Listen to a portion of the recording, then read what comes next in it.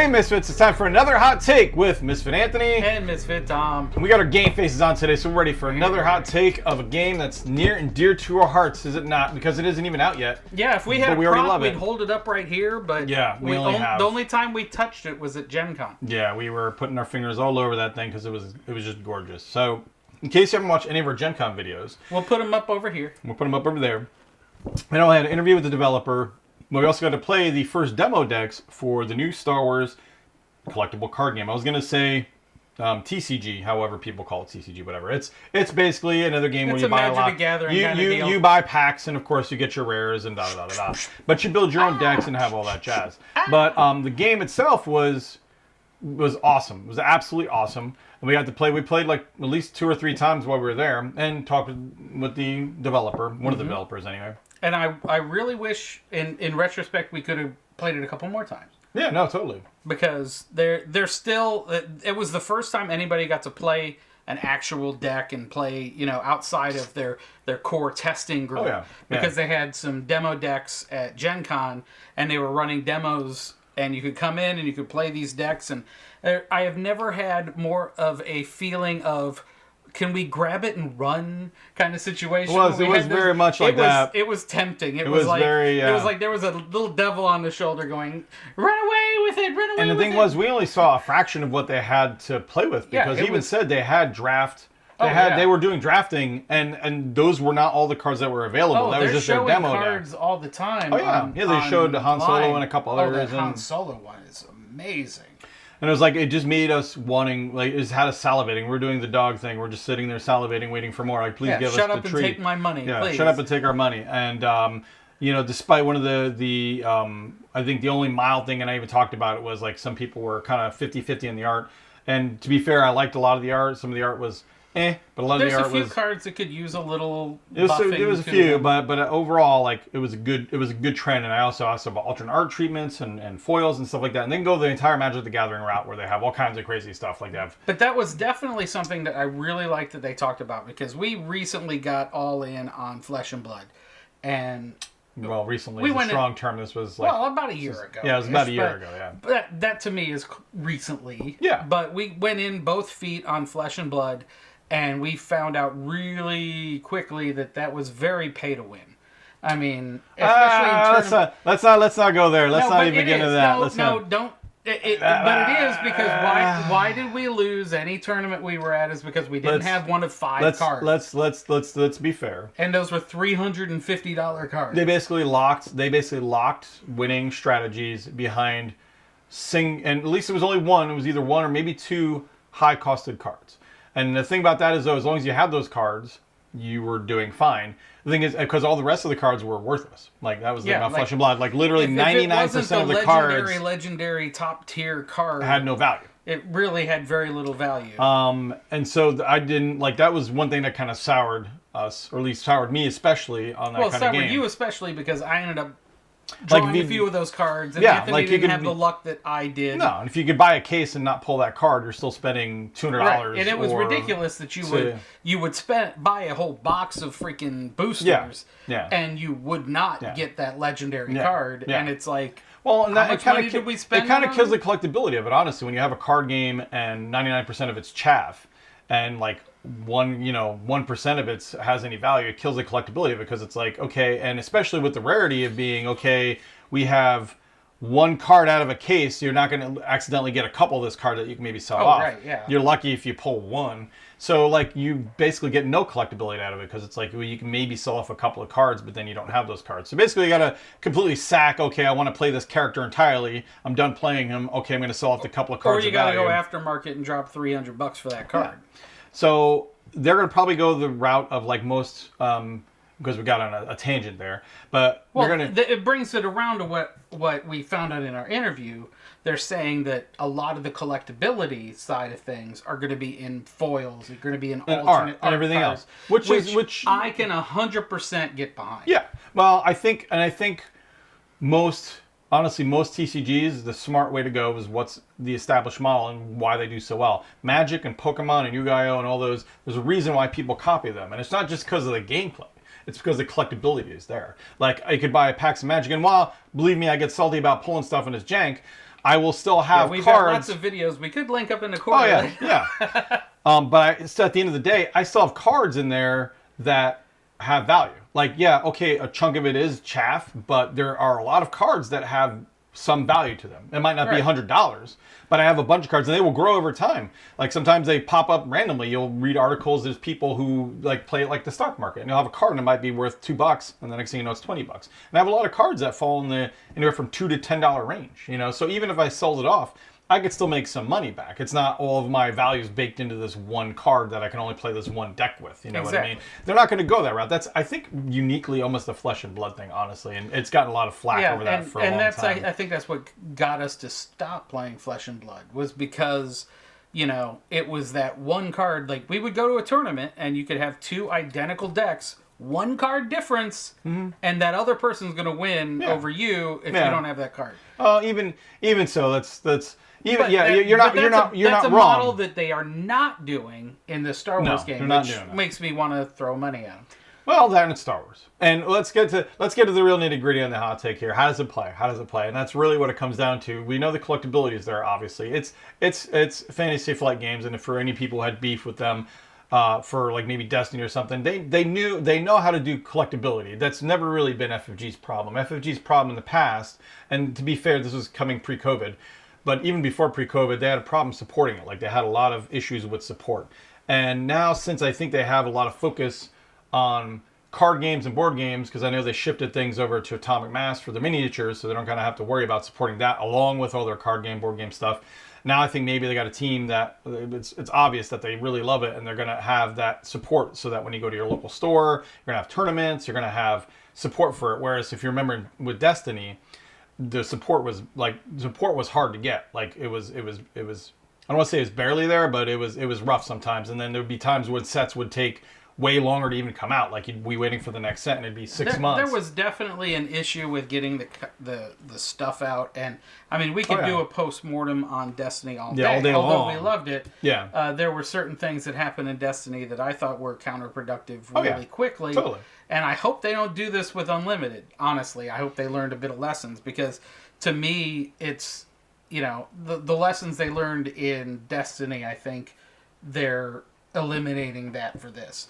And you want to give my idea of what this Unlimited is? It is Destiny and the Star Wars deck building game had a baby. Because a lot of this, the DNA in this and the DNA in this play across the board. It takes some stuff out, like the dice. You don't like the dice, so they got rid of the dice.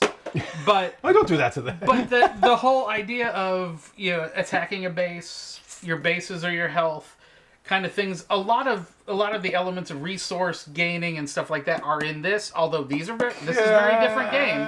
This is a very different game.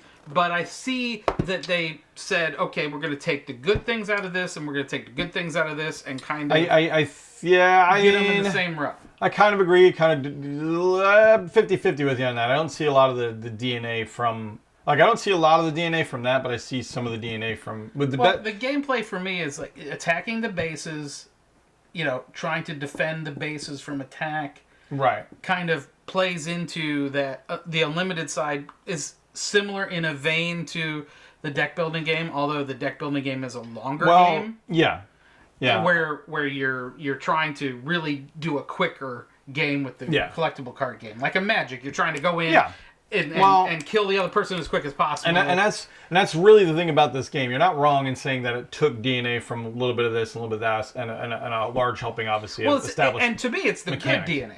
It's like they took the good factors out of a lot of them. Like I looked at the Han Solo card, which I might find an image and put up here because editing. Somewhere, yeah. But the Han Solo card is very reminiscent of the Destiny card for me. Because when you bring him out, he immediately activates and he immediately fires. Yeah. And that's a lot of what the Han Solo kind of immediately attacking and such. Yeah. And it's got a lot of the DNA to me for Destiny, because Destiny had that I take an action, you take an action, I take an action, you take an action, and which I love about this game. That's the big thing I think they took away from Destiny. And I will say, only because while you have played other stuff, you do have a limited scope in terms of you don't really play a lot of collectible card games. You don't play Magic. You don't play. I mean, you have in the past. I have in the past. You have in the past. I've dabbled in a ton of it. You have in the past, but but you don't play relate. it now. You correlate more with more recent stuff. But honestly, like they've I taken. I look at first couple generations of Magic compared to now. Right. And the reason I could go into a whole 60-minute episode about why I don't play Magic anymore. Let's not. So the big thing is that they did take from Destiny. So for those that maybe didn't watch the video or are wondering, they basically baked in for Destiny the your turn, his turn aspect where everybody takes a turn and goes back and forth. They don't have instance or anything that interrupts gameplay. You know what I mean? It's literally anyway. That we've seen. Yes, absolutely correct. Keep in mind, of course, this is based on what they have available in the card game. And what they mentioned in the interviews. Yeah. So it's back and forth. So you kind of get that same kind of rhythm with it, which is good for people, maybe bad for some people, but it's good for if you like that kind of play style. A lot of it, they did pull various similarities from other card games. Obviously, Magic was a big influence because it's a big influence on everything. You have your tap mechanics. One thing I did like that they pulled is they kind of have a commander mechanic. So you mentioned they have the base. So basically the game, each player has a base. Each player has a leader or commander, if you want to look at Magic terms. And that commander, though, unlike traditional Magic stuff, is that commander can only come out at a certain point, usually when you hit a resource or a threshold on your resource. Yeah. So if they have if I get 7 land, now keep in mind 7 land. I'm thinking Magic already. Stop it. So in this game, they use the old school, and I've been waiting for people to get more into this kind of type of resource management. But if you've ever played the old World of Warcraft card game and there's a few others that use the mechanic instead of having Lorcana uses this mechanic. Well, Lorcana does too as well. Instead of having you to put out like in Magic where you pull land and you put it out for resources and need colors, all you do is you discard a card from your hand and that becomes a resource. There's no differentiations on what kind of resource you need to put a guy out or whatever. You literally, it's just like it's like a box you're ticking off every round. You put out a card and you put out a card. So it becomes more hand management because you're obviously going to keep putting out resources until you get maybe to a certain point of the late game, where you're like, I really need the cards more than I need the resources. And what's nice about it too is that you have an early hand where you have some high cost cards and you're not going to touch them. Yeah, you drop them down as resources. However, that can hurt your late game too because you might need that bomb late game. You might be like, oh, I wish I had this ATSC to put out to trash somebody. So it becomes more of a hand management game rather than did I pull the right resources to play. It's also a deck management. Yeah, to where you've got a good mix. Well, yeah. I mean, that's always kind of a thing because you're going to be deck building, so it's always kind of a thing. That's always kind of a thing with it. But as far as back to the commander goes, so each round you start out with 2 of these resources automatically out, and then each round you're able to put out 1 more and 1 more and 1 more. So it's kind of like a timer, and you have these leaders that will come out sooner or later. Vader was like 7, I think Luke was 6. Yeah, I think that was a breakdown. Yeah, and then you could take these. Now these leaders are useful while they're in their field. They're basically not on the battlefield, but basically they all have an ability. Luke's ability is to put shields on things. Vader's was to do damage. And every time maybe you played a card, you basically would pay 1 extra and have them do their ability once in that round, which is super helpful. And then at a certain point, that commander would come out to the field. Once you hit a certain threshold, you can dump them out anytime you want, and then they become a big bomb. They're just like, okay, you're almost guaranteed to have something that's going to lay out. Vader's swinging big, Luke's swinging big. You're going to have something that kind of... And it's actually funny, and this is one of the things I really liked about it. It kind of almost sets a timer on the round, whereas... when you play some of these other games, and that's part of the fun, but also part of detriment depending on your view, when you play Magic or some of these other ones, there is kind of an ebb and flow to early, mid, late game. However, sometimes the games could go on forever.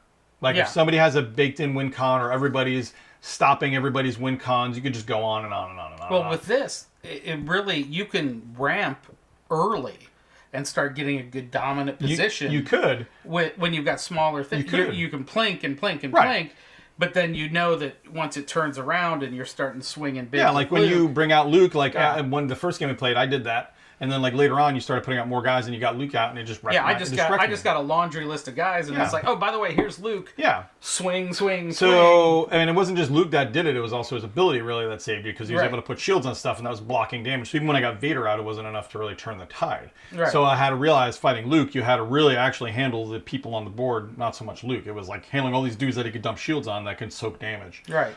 So and everybody's got a very unique mechanic because Vader's mechanic was very different than Luke's. Oh yeah, well it was kind of Vader was always like, okay, I'm going to do a little damage here. Well, Vader's doing damage here. You know? And when you got Vader out, he did a bunch of damage. He did like 5 damage. Whereas Luke's, I'm shielding everybody. So obviously you have a baked-in commander mechanic which can tailor your deck.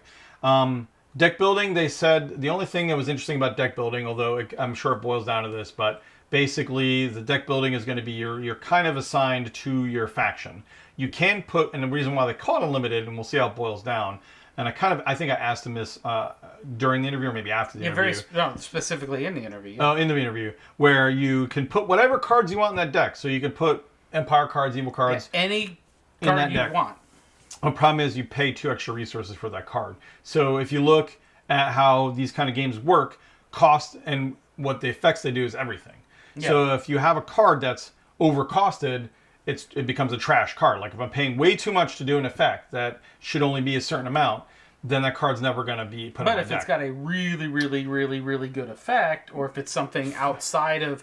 Like the example you use in the video is if you have a control deck, but you need a little extra healing. Right. It can actually you can basically, it lets you splash. Yeah. But it's not going to let you like make a whole deck. It's not going to make a whole deck mix mishmash. Yeah. You're not going to mishmash a whole bunch of Empire and Rebel cards together and call it a But day. you aren't limited. But you aren't. You're just going to make your deck worse if you maybe go crazy like that. But you can do it, technically. I've been known to go a little crazy. You've seen some of my decks. A little bit. Which, hopefully, obviously, the sky's the limit, so they'll probably have other factions later that don't incur the cost. Probably neutral factions or something like that. But you also had your 2 playing fields. So you had your commander, you had your base. Your base had so much life. Essentially, it was like you. People attacked the base, they did damage to it. And basically, when you knocked out the person's base, you won. You couldn't block the base, though, which I found interesting, because that was a different thing for me. Normally, as long as you had creatures out in these kind of games or things to block, you can protect yourself. You can't protect your base. They turned that on its ear. That's kind of, if you look at it from the other way, you have to manage what's attacking out there. Right. You have to manage it. So by attacking their units that would do damage to you, is basically defending your base. Yeah, so it's more defense by offense kind of situation. Kind of a little bit, yeah, and it's weird, and we're going to see this boil down more as obviously when it's a different way of thinking. Yeah, it's a different way of thinking, because since you have, outside of certain cards that had defensive things that would make you attack them, outside of those special circumstances, there was no way to defend your base. So you might think like, okay, well then what does it prevent a dude from just dumping everything out and keep attacking the base? I tried that the first game. That did not work for me, because he focused on murdering my guys, especially with Luke, and basically decimated. Basically wiped out my guys. And there are characters though that can shield. They're the Sentinel abilities. Yeah, that's what I was talking about. Outside of certain characters, it got to a point where I was throwing a lot of Sentinels out. Yeah, and you couldn't. And I had to get through them and get through while you're beating on my base. Yeah. So, but the point is, it's like it does make you evaluate exactly how the person's commander fights, or how he attributes to his side the flow of the deck, and basically the overall strategy of the deck. And that was really interesting to me, because it boils down to more of it shows the depth that they thought of when making the game. Like, you could just easily call it Star Wars and just throw a bunch of stuff out, and they could have done basic, okay, it's going to be like Magic, and I just throw a bunch of dudes out and you fight. But they didn't. They put a lot of thought behind how your commander affects your deck and your overall gameplay. And then not only that, but because it's turn, as far as back and forth, right, you could have a bunch of stuff out, but how you activate things or how you play things changes the dynamic of the turn. And that was a very important point. Which we really got into in the second game. Which helped me win that game, because like in the first game, I kept having first over and over and over again. I'm like, okay, cool, I'm going to attack every time. But what happens is, and the value of stalling is that didn't necessarily help me at all. Like in the second game, if you notice, I didn't even worry about it. Yeah. And what that let me do is, while you were able to swing first or do things essentially first, I literally sat back and stalled watching what you did, because it's like I had cards that I would put out and do damage to something, so I would be waiting. I'd be like, okay, what are you going to do? Okay, I can react, and now I can put out my thing. So even though like getting first was in one way helpful, and in another way it's a big detriment, because you're just sitting back. I was just sitting back watching what you do, and every time you would do something, I would have a counter or do something. And on top of that too, it's like you were like, okay, well, I'll wait to see if you're going to bring out some Chewbacca type character. Yeah. And then you're like, okay, well, I'm going to swing on Chewbacca because he can't do anything this turn. Yeah. And it was I would waste time. I would be like, okay, I'm gonna have these guys. But you can only pass once. That's a nice thing about that. Right. You could. Yeah. I would stall in other ways. Like for example, I would have use Vader's ability, or I would use like another guy, like something like maybe a space unit, and you had no space, and I'd be like, but all right, I attack. It didn't give you like an unlimited to where you can just pass. No. You would have to stall in other ways. Like you would have to do other things. Otherwise, if you pass, you can only pass. But they once were and, helpful. Oh, but they were helpful for me stalling so that I could see what you're doing so I can react. So a big part of that is definitely in like the reaction of, okay, let's see what's going on. So it was a good counterpoint to, okay, I'm going first, so my stuff's going to get out first and I'm going to attack first and da-da-da-da. Because, once you put them out, they have summoning sickness, they're like in Magic where they're literally sideways when you put them out. And then you untap them on your turn and then you can attack.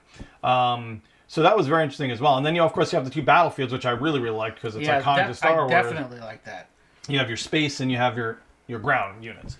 And, I mean, you like that a lot, too. I mean, that was just a really cool way of divvying it up so it didn't make sense. And they even said that, too, in the video. It's like, it didn't make sense to have Chewbacca attacking with a TIE fighter. Yeah, it's like, I mean, maybe if it had a space suit, or some kind but throws a really big rock. Yeah, it throws a really big rock, it just didn't make any sense. And what's interesting about it is it really, I could see where that goes into the deck building side of things, because if you go heavy on ground, you're just leaving yourself open to space. Yeah. And, that you can either, like the one game that you and I played, the first game where I beat you, was I was actually able to pull a lot of heavy space, or a lot of heavy ground. Right, yeah. But I was able to pull enough space to keep whatever you were pulling out engaged. Yeah. So at that point, it was like, okay, you can see the good balance in that. Yeah. But then, like that second game, I didn't get one ship out. I don't think at all. You kept getting ships out. I kept killing them. Yeah, it was just like immediately. No, I kept killing them because I kept having. So Empire has their TIE advance. Every time you put them out, they do 3 damage to an opposing space unit. Right. So you were controlling space. So every time you drop a unit, your ship's health were always 2 or 3. Yeah, it was. So you do it, and then cast a TIE advance, it would kill your ship. You do it. TIE advance, kill your ship, and it's that definitely changed the battlefield as far as that, because you were always dominating space. I always had space. I literally always had space, and that does bring to mind though. What happens if people have 2 separate decks and one person just literally has all ground units and one person has all space? I probably wouldn't be a very fun match. I don't know. It'd be like, dude, we're just throwing stuff out.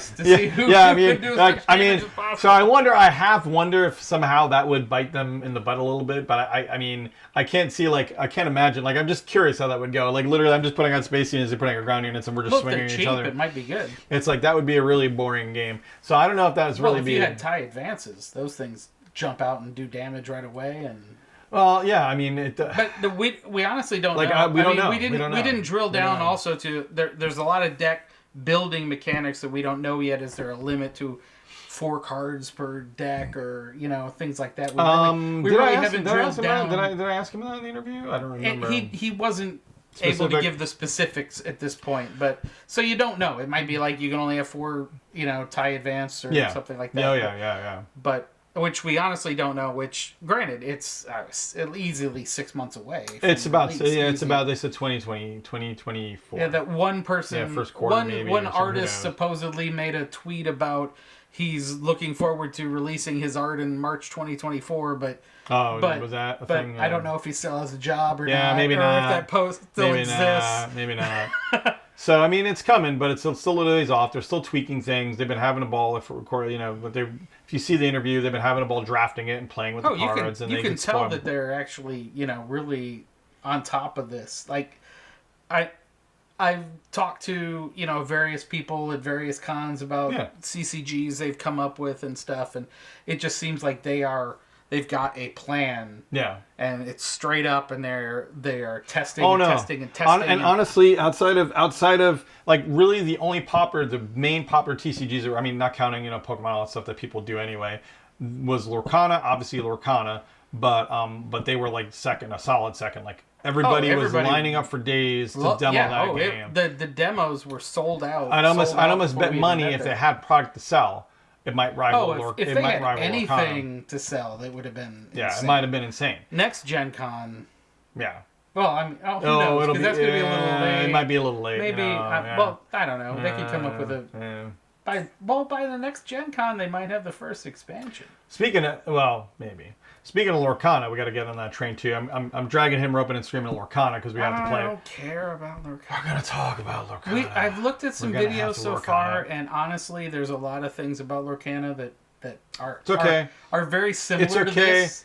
It's And, okay. We're gonna you know, play it and we'll I'm talk sorry, about it but because people want to know about it. Disney's getting my money whether I buy Star Wars or Lurkana. I mean, you're not wrong there. It's all going You're not in the wrong same there. pockets. You're not wrong there. You're absolutely not wrong there. So get that Destiny deck because we're gonna start playing some Destiny. Let's just get those dice out. I'm gonna get my I'm gonna get my Palpatine deck. We're gonna have a good time.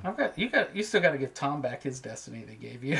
So my send him my collection. He can get it back anytime he wants. We're gonna have a good time. All right. And we So got some play. Destiny after this. I miss rolling dice. I do and I don't at the same time. It's a weird thing. I've still a got my weird Mother thing. Talzin deck. Oh, that was a good deck. That was a good, That was a good deck. I have my Jar Jar deck. My Gungan deck. Your Jar Jar deck can die. All right, guys. Well, thanks for joining us for another hot take. Hopefully this didn't run too long. I think we got our points out, right? I think we did. We're super excited about it. We're all in. I would say it's safe to say we're all in. Yes, we're all in. We're all in on the new TCG game. We're Even though I hoping got to pay, whatever expenses for my kids' college, but yeah, they That's don't the have life. to eat all the time. That's the life. Thanks again, guys, for joining us for another wonderful hot take here. We hope you enjoyed Hot our banter. take. Hot take. And until then, guys, as always, Game on.